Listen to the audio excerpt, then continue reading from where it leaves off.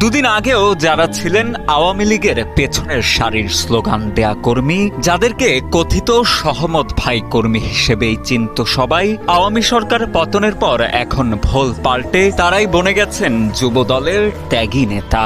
বিএনপির নাম ভাঙিয়ে এলাকায় শুরু করেছেন গরু ছাগল মোটরসাইকেল লুটতরাজ। গলার মধ্যে ধরিয়ে এই অবস্থা করেছে।